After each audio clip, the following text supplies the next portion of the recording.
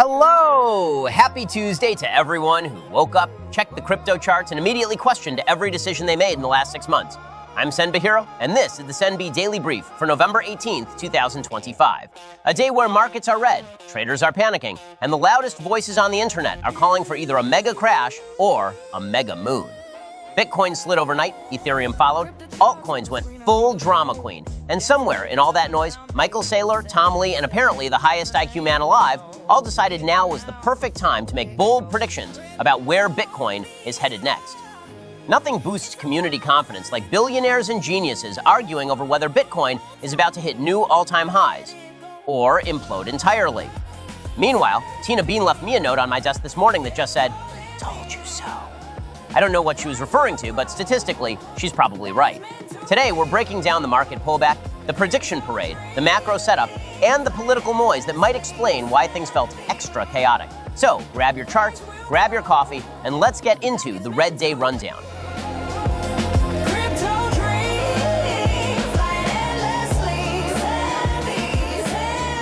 You're listening to the SENB Daily Brief, powered by Whole Shot Coffee.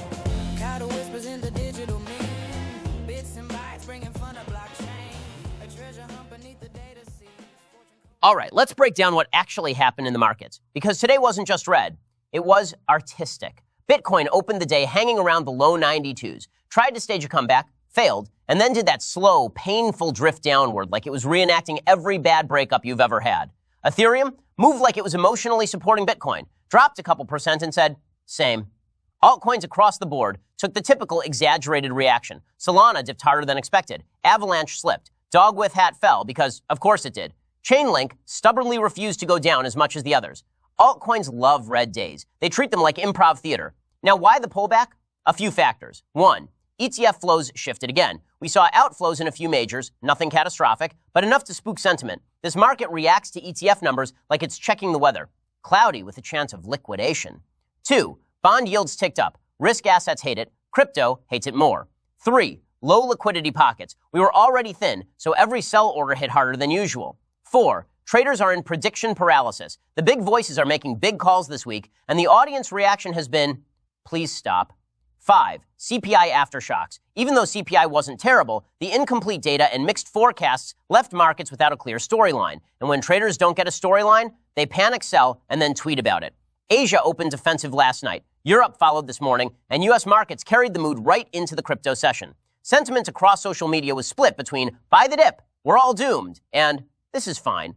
But statistically, most of those people were wrong.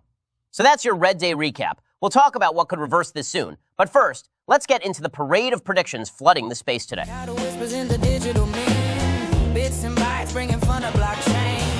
You're listening to the SENB Daily Brief, powered by Whole Shot Coffee. All right, let's talk about the part of the day that sends everyone into a meltdown, the predictions. Because today wasn't just a red day, it was a prophecy festival. First up, Michael Saylor, the man who buys Bitcoin like it's bottled water and the world is ending. Saylor came out today with another classic line. Bitcoin will be the dominant asset of the decade. Which, honestly, could mean anything. A week, a decade, an era. Saylor talks in geological time frames. But credit where it's due. He's consistent, he's calm, and he always sounds like he knows something the rest of us don't. And every time Bitcoin dips, he uses it as a coupon. Next up, Tom Lee. Tom decided today was the perfect moment to come out with a bullish take, saying Bitcoin could still surprise us by year's end. Risk markets, soft. Liquidity, thin. Sentiment, shaky. But Tom Lee, Bitcoin to the moon. You've got to respect a man who can stay bullish in a hurricane. Now, the real spicy one. The highest IQ man alive prediction. Yep, we had a headline floating around today where a guy, reportedly with one of the highest measured IQ scores in the world, predicted that Bitcoin will hit $220,000 within 45 days. Okay, first of all, bold. Second, hilarious. Third, absolutely guaranteed to go viral. His argument is based on a mix of ETF demand, supply shock, macro compression, halving lag, and human irrationality, which, honestly, is the most accurate part of his thesis. Now, is $220,000 in 45 days possible? Mathematically? Sure. Historically, extremely unlikely. Emotionally, heck yeah, brother, let's go! The prediction did spark a bigger discussion, though.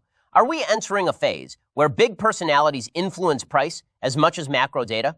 Because today felt like one of those days where markets were down, news was shaky, traders were confused, and the predictions got louder. In fact, you could argue these predictions added to volatility because nothing confuses traders more than conflicting expert takes. One person says Bitcoin is going to zero. Another says Bitcoin is going to Mars. And traders are sitting there like, can someone just pick one so I can place a trade? All right, predictions covered. Let's shift gears to the macro and political environment because the noise out of DC didn't exactly help today's mood.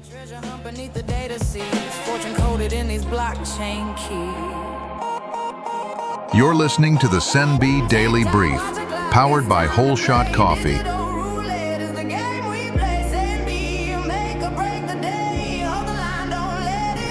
All right, let's zoom out to the macro and political landscape, because if today's markets feel shaky, it's not just the price action. There's a full buffet of uncertainty on the table.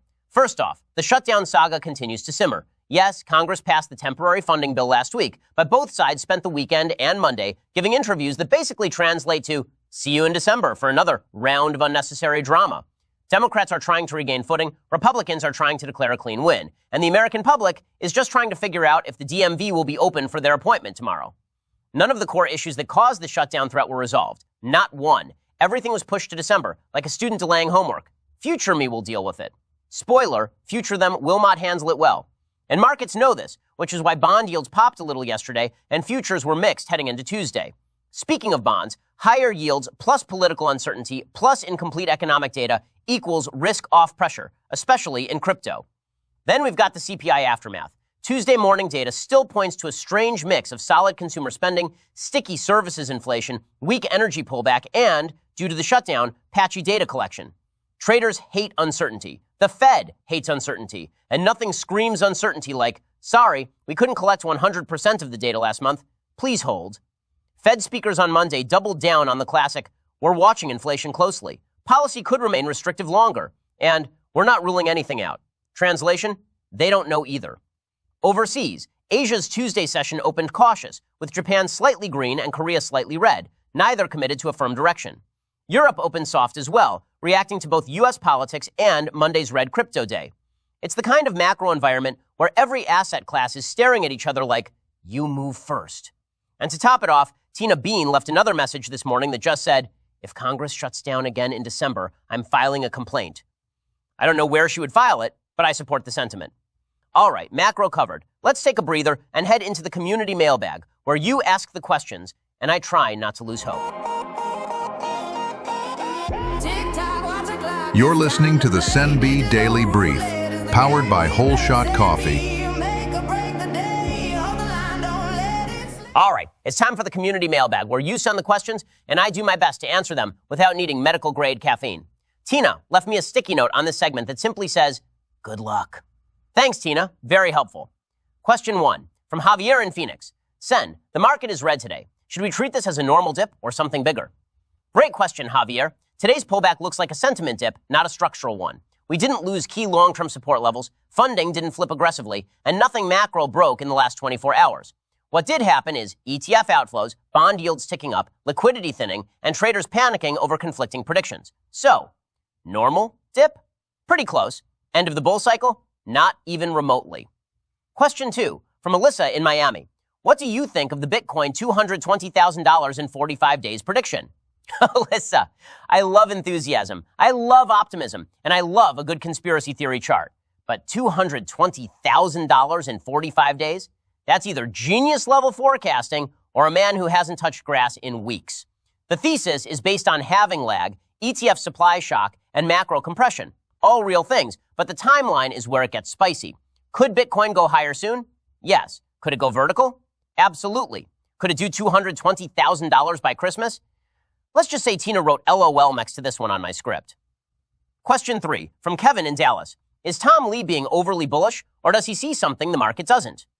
Kevin, Tom Lee is like the guy at the casino who stays upbeat even after losing his shirt. But here's the thing. He's often early, not wrong. Tom sees the same signals we do: diminishing sell pressure, supply-light environment, ETF accumulation patterns, macro softening into next quarter. So is he too bullish? Maybe a little, but is he crazy? No. He's looking 6 months ahead, while the rest of the market is looking 6 hours ahead. Question 4, from Anonymous. Is Michael Saylor ever going to sell? Anonymous. Michael Saylor will sell when the sun collapses, the oceans evaporate, and Tina finally follows corporate HR guidelines. Meaning, no. The man treats Bitcoin like a foundational law of physics. He's not just bullish. He's conducting field research on the concept of optimism. All right, excellent questions today. Let's keep this rolling. It's time for the token update and closing thoughts.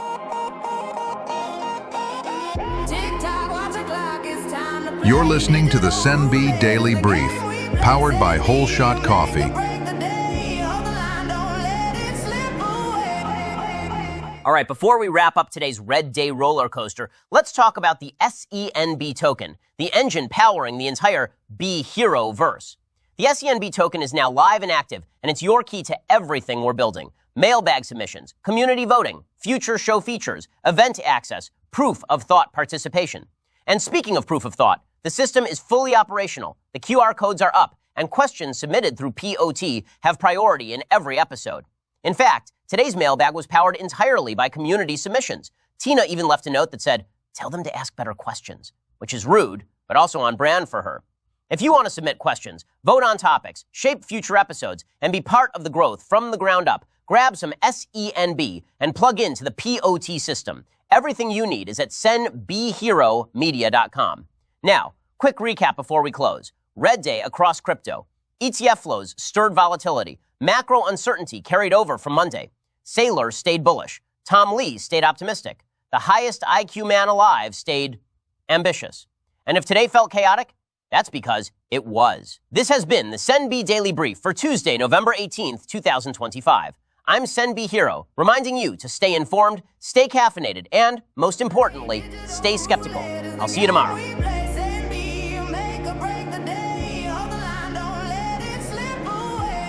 The SENB Daily Brief is a production of Bhiro Media in collaboration with Whole Shot Coffee, coffee that fuels champions. Written and hosted by yours truly, Bhiro. Production, editing, and scheduling handled by Maya Valencia, who somehow keeps me on time, caffeinated, and occasionally polite. Original theme music composed and produced by Paul Hahn, the community legend whose beats hit harder than a Fed rate hike. Research support provided by the SENB community. Proof that sarcasm and spreadsheets can coexist. For more shows, merch, and on-chain chaos, visit senbheromedia.com. Thanks for tuning in. Stay caffeinated. And remember, if it's not in the brief, it probably wasn't bullish anyway. Set my wallet free.